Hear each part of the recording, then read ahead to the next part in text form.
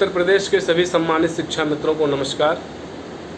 मैं सत्यम दुबे सिराजुदास महाराज शिक्षा मित्र उत्थान मंच की तरफ से आज दिनांक 29/6/2021 को आप सभी के समक्ष एक महत्वपूर्ण विषय पर चर्चा करना चाहता हूं, अपने विचार रखना चाहता हूं और उम्मीद करता हूं कि आप सभी उसको समझेंगे और अपना विचार देंगे। जैसा कि आप सभी जानते हैं कि आज विगत लगभग 8 से 9 महीनों से हम लोग उत्तर प्रदेश के शिक्षा मित्रों की लड़ाई को एक सार्थक दिशा में ले जाते हुए आदरणीय संत शिरोमणि श्री राजूदास जी महाराज के नेतृत्व में आपकी आवाज़ को, आपकी छवि को सरकार में शीर्ष नेतृत्व तक ऊपर ले जाने की हम लोग काम कर रहे हैं। ऐसे में अभी तक जो कार्रवाई हुई है आदरणीय महाराज जी के द्वारा बहुत ही सार्थक, बहुत ही आपके फेवर में रही हैं सारी चीज़ें और अभी तक माननीय मुख्यमंत्री जी से महाराज जी की जो भी वार्ता हुई है वह सब शिक्षा मित्रों के फेवर में रही हैं। ऐसे में अब सवाल उठता है कि हमारा काम कब तक होगा, कैसा होगा, क्या हम लोगों की मांग है, तो उसके बारे में आप सभी को मैं बताना चाहता हूं कि सर्वप्रथम हम लोगों ने अपने विषय पर, उत्तर प्रदेश के शिक्षा मित्रों के विषय को माननीय महाराज जी के पटल पर रखते हुए पहली मांग हमारी यही थी कि हम सभी प्रदेश के हमारे जितने भी शिक्षा मित्र हैं उनका सम्मान पूर्णतः बहाल होना चाहिए। हमको मानदेय किसी भी कीमत पर स्वीकार नहीं है।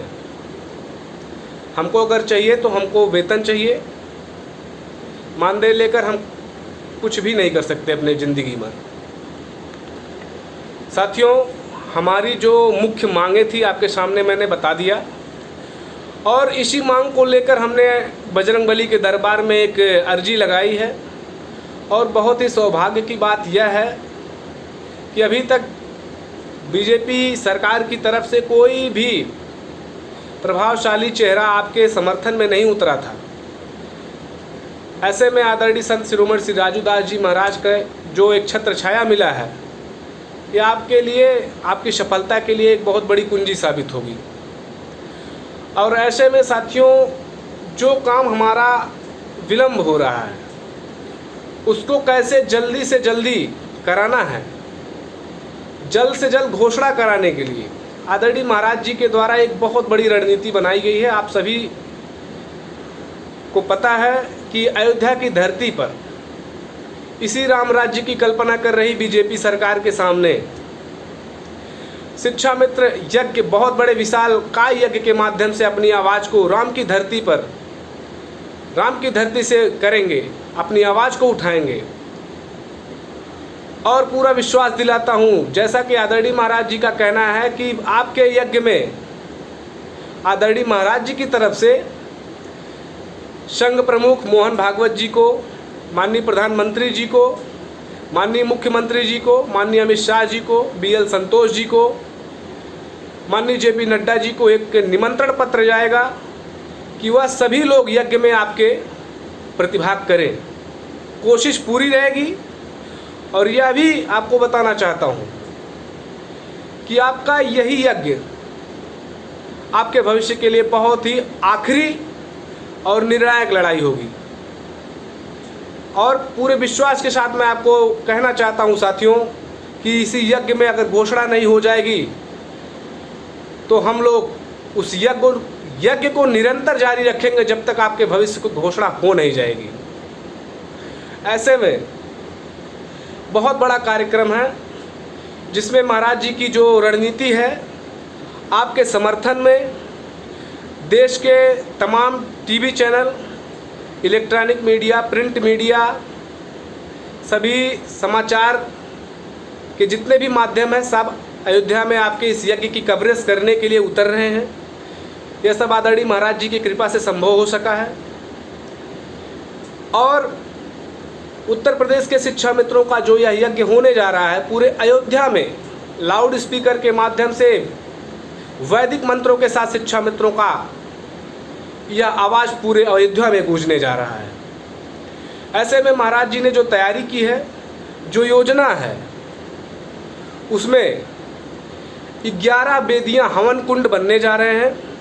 हर वेदियों पर एक प्रकांड विद्वान बैठेगा, पुजारी बैठेगा, जिस पे निरंतर यज्ञ चलता रहेगा और उस यज्ञ का लाइव प्रसारण टीवी चैनलों पर आपको देखने को भी मिलेगा। साथियों, ऐसे में एक बहुत ही बड़ा कार्यक्रम होने जा रहा है और पहली बार ऐसा होगा भारत में जब किसी संगठन ने आंदोलन और विरोध का रास्ता त्याग कर यज्ञ के माध्यम से राम की दरबार में अपनी अर्जी लगाई है। तो वैसे मैं विश्वास के साथ आपको कहना चाहता हूं कि बीजेपी और संघ का कोई ऐसा नेतृत्व तो नहीं है, कोई ऐसा शीर्ष पदाधिकारी नहीं है जो आपकी आवाज़ को सुनेगा नहीं। और पूरे विश्वास के साथ कहना चाहता हूं कि यही यज्ञ आपके भविष्य की घोषणा भी करा देगा।